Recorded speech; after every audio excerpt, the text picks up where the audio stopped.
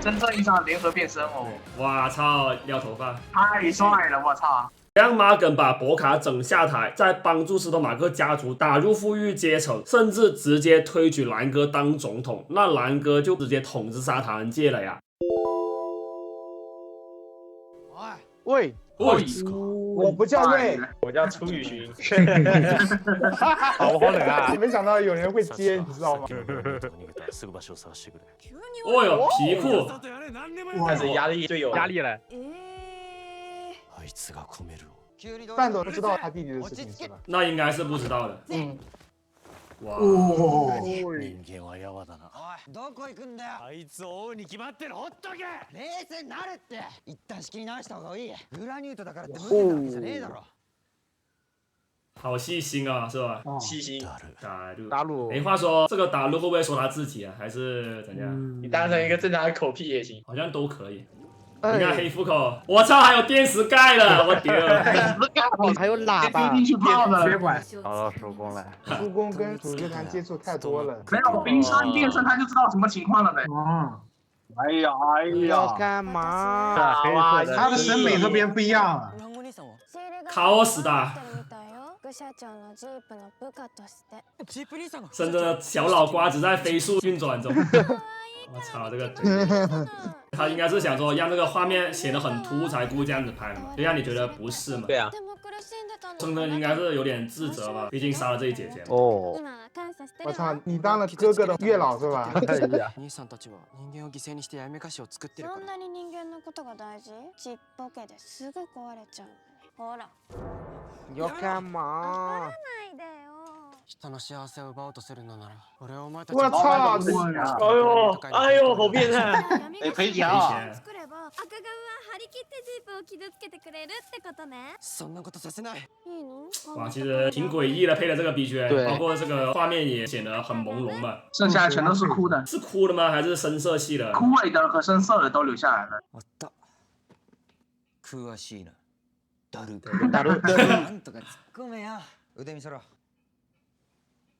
お前もストマック社に誰か奪われたのか？哦，他说的是你耶，对。気安く名前を呼ぶな。大事なやつだったんだな。おいよ。わかるよ。俺もそうだから。ガキの頃公園で遊んでたら母ちゃんが狗头人，狗头人来了。盘点一下狗头人回顾了几次了？逃げようとしてたところ闇菓子のスパイスにされたらしい。哇，都不要回忆啦。班斗其实都很坦然的说出这些了，是不是？成长了。哇，酒精嘛。真不痛嘛！要是我接这个东西，我他妈会飞起来。看着都好痛啊！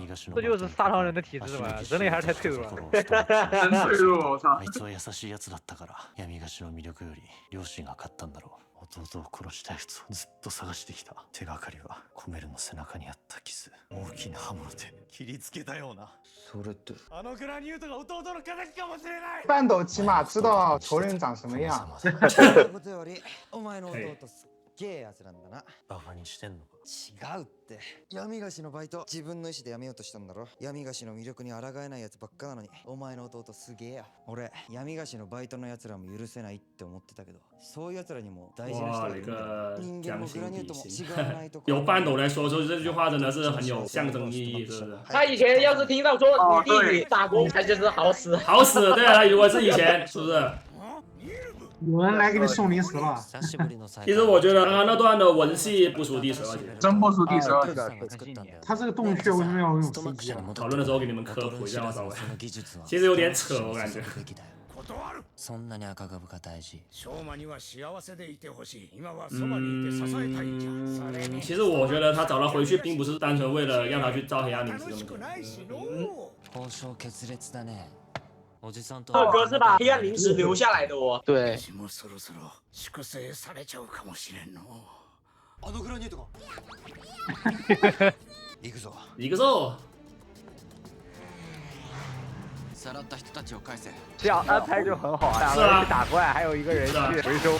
もう逃がさねえぞ。絶対にお前を倒す。真正意义上的联合变身哦。哇操，撩头发。太帅了，我操！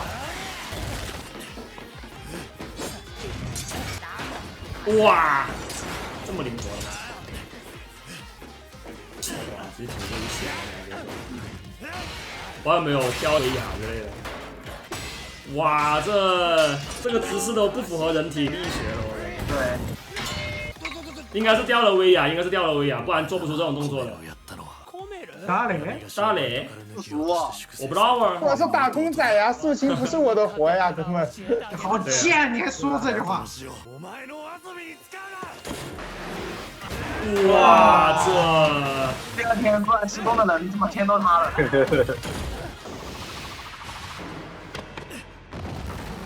帮他硬扛了。对啊，这就是数值的魅力啊！素质高就是可以横着走，他要是不是对杀形态，你有普通形态估计扛不住啊。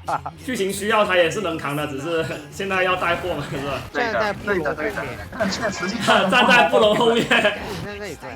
好帅的嘞，我觉得这集半斗这里。对。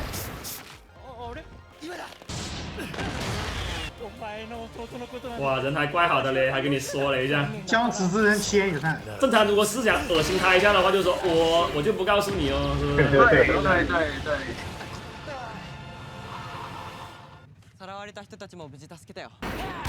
简单个击败动画。因为这边不是特别重要嘛，这个剧情。对。我看到有点流口水。破费了，那么多个。先分享，再开涮。哎呀！打路，我感觉这个打路意思变了嘛，这个就变了，暗爽，这就是朋友意思变了。给他意义一下，给他意义上，我很欣赏你的为人。なんでお前社長には素直に謝れるんだ。因为我有验存证。うるせえぞバカ静かにしろ。すぐバカって言うの。バカって言う方がバカ。ということは反弹就好了嘛，反弹。って言ったからおおバカだな。哎呀，好吃。他甚至不愿意优雅的吃了。哦。今日も土産を頼めますかな。もちろん。ただこの闇菓子近いうちに手に入らなくなりそうで。何が問題なんだ。闇菓子のためなら私はどんな協力も我什么都愿意做的。彼の計画に従っていただけますかね。はじめまして。ニヤロブ。見たことない生き物は人間と言います。スパイスのくせに失礼ですよ。だってさ、グラニュートの財界の大物マーゲンさんだ。相馬の力になりた哎呦いんじゃ。，下集要最终了。对，虽然我们都猜错了。这集的预告这样子的哈，富商的半斗突然出现在快乐调社，他疑似遭到一名腹部嵌有黑色腹口的男子袭击，但能进行这种改造的幕后黑手究竟是？圣真直觉认定这一切都是尼耶鲁布所为。随后，黑色腹口男又袭击了拉基亚，眼看布拉姆陷入苦战，圣真迅速赶往支援。然而，尼耶鲁布也在此刻现身，他揭露了彼得加布的真实身份——财界巨头 Morgan， 并暗示他们背后隐藏着更大的阴谋。他们的目的究竟是什么呢？在此危急关头，丹特决心挑战开发新的发明，集结了所有宝藏力量的百宝瓶，究竟拥有怎么样的能力呢？获得最终形态的嘎普与拥有彼得加普之力的 Morgan 大鸡突。哎，那是不是下集预告里倒下的出钩只是内摊了？保持内摊了，并非不行了，就是一个类似于预告期上的操作嘛。那我就放心了。我主要是觉得生生舅舅那条线呢，又放了不用了，都怪了。哦，那确认他是舅舅吗？这个店长如果想继续用的话，只能是舅舅。对的，可能是能够对得上我之前那个猜测，就是让生生的那个观念发生转变，铺长一点好像也合理吧。比如说出到最终的状态2的时候，再用这个来引，好像也行。最终两个形态应该算是平行的呀。不是说紫色那个形态要集齐100个宝藏吗？有点像是天米卡嘛，你要集齐101张才能够发挥它完整的力量，那种感觉嘛。平心而论哈，我到现在还是觉得，如果能用生真妈妈的亲人这条线来引出高普最终的话，效果会好一点。因为单单看预告百宝瓶出来的那个感觉，好像没有特别那个。我觉得肯定会有人纠结的，不如蛋糕王。蛋糕王做太好了，对，常人都会去做对比的，所以我才说希望他情感表达这一块要胜过蛋糕王。但如果说百宝瓶的这个诞生就是一个长者赐予后辈的礼物，将叔公制造的艰辛写出来，情绪到位了。不是，主要是我觉得苏公的艰辛这一块它不好描写，你知道吧？就是观众也不一定那么容易共情。不一点就在这里，一定要说的话，也可以是宝藏与深圳的感情。只能看他实际拍成怎么样了，好吧？本周朝日官网的提问是这样子的哈：丹特新发明品的材料是什么？黑暗零食。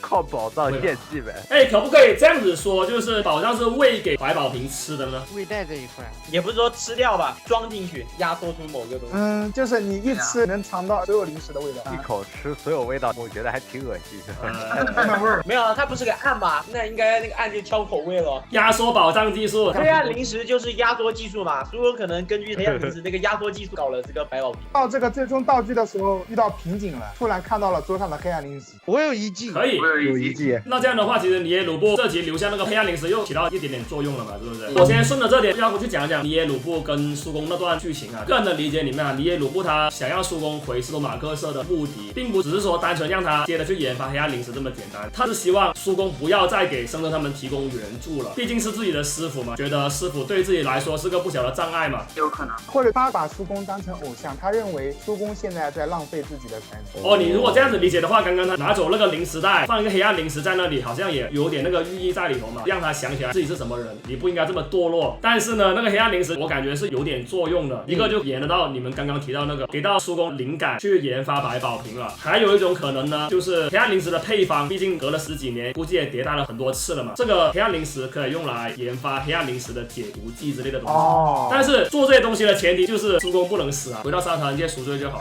然后后花絮的那个部分啊，这次丹特居住的洞穴的戏份采用了实时合成拍摄，平常我们都会在外景地用小道具布置成洞穴来拍摄，但这次为了节省外景和美术装饰的成本时间，大胆尝试了绿幕实时合成。这么长的片段全程用实时合成拍摄，简直是地狱难度。不过正因为是深谙此道的上古内监督，才能用这种拍法让丹特和尼耶鲁布的对手戏毫无违和感。我觉得就是一坨，好吧，效果真的不怎么样。还有就是这集他为了打戏才搭建的那个特色场景的幕后啊，剧组在确保安全的前提下，于摄影棚内搭建钢架结构，打造了这个特色场景。这同样是上古内监督的大胆创想，通过彻底改造摄影棚角落来模拟外景地。这种手法在第11集的动作戏中就已初露锋芒，就那条巷子还有印象吗？或许有人会疑惑，为什么要在摄影棚里拍？但留守主摄影基地的优势多到数不清，节省转场时间，免除外景租借费用，能充分进行布景准备。这个优势其实也适用刚刚提及的那个实时合成拍摄。上古内监督最厉害的地方在于能完美消除棚拍感，反而巧妙利用地形营造真实效果。传统特色动作戏因需要广阔空间，场景多设定在荒野或平原等平坦地带，但本次根据监督与动作监督想展现立体化战斗的构想，特别搭建的这种钢架结构，最终呈现完全超越了创作预期，实现了前所未有的3维空间打斗。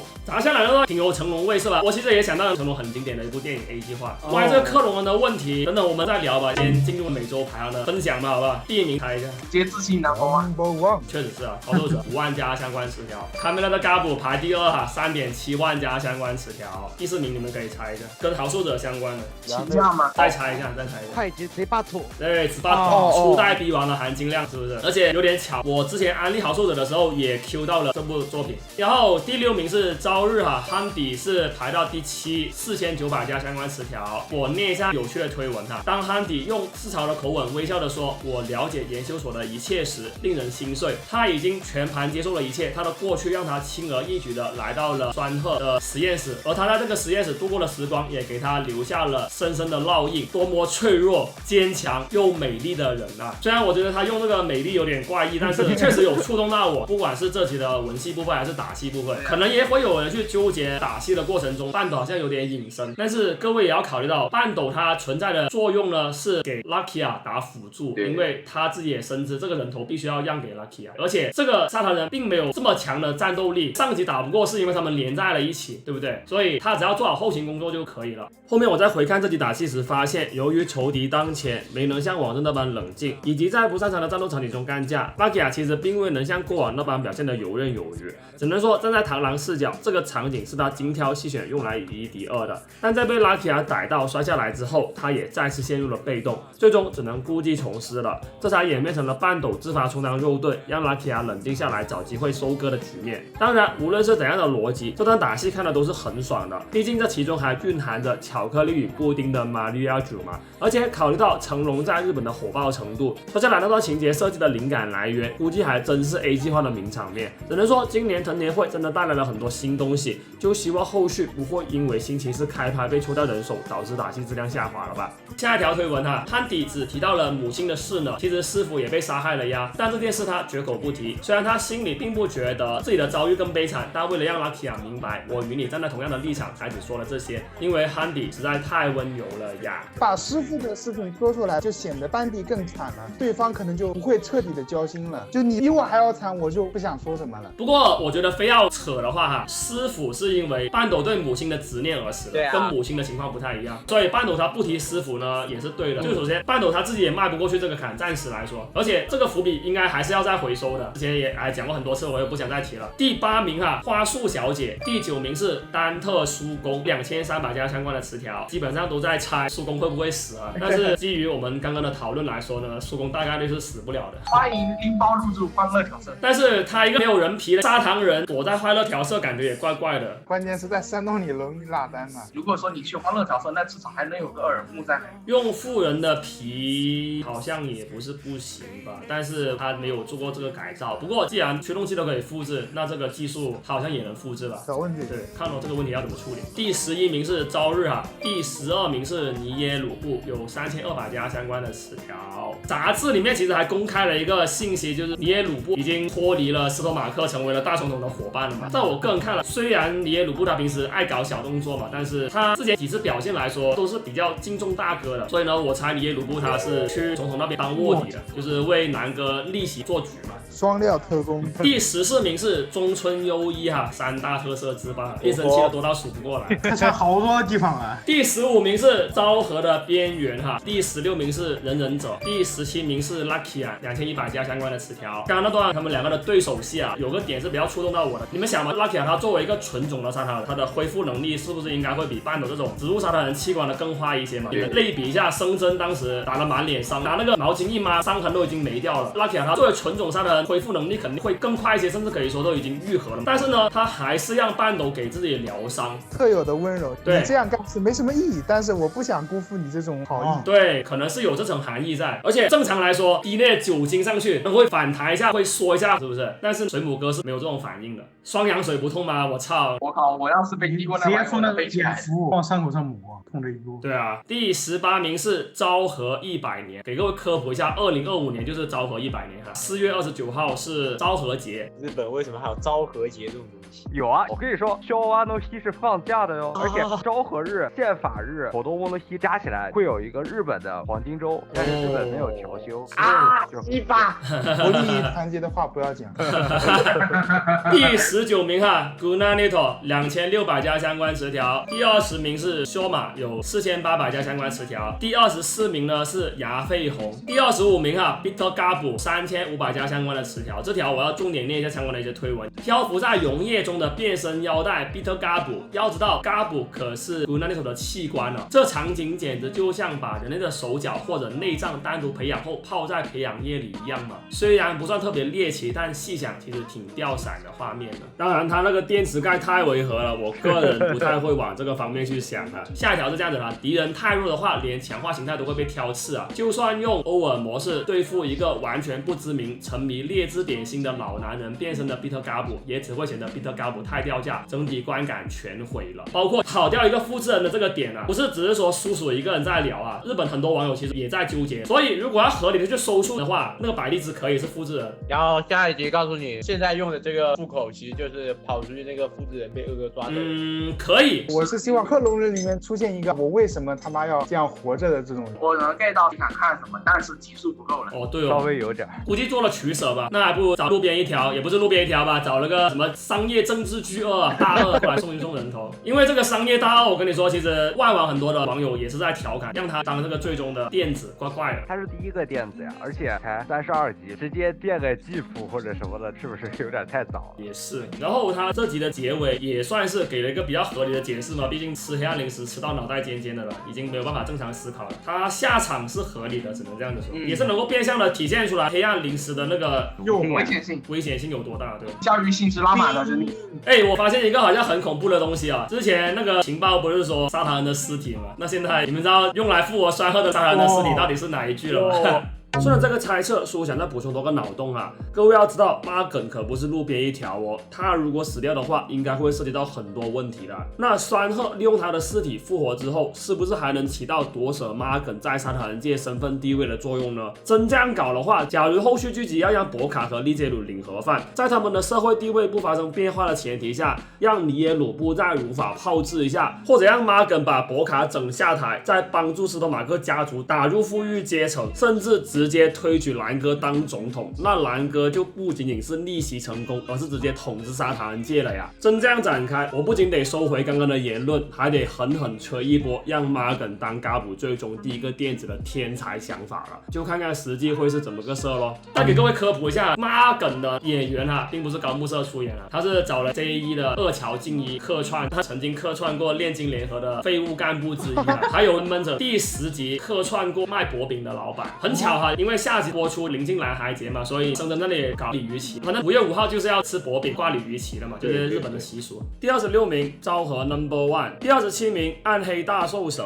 第28名 King 奖，第29名 Satsuka 上，第30名 Tega Solo 萨玛。想要胡上集的观众还请静跳转，点赞的事情就拜托各位了，下期不见不散咯，加拿。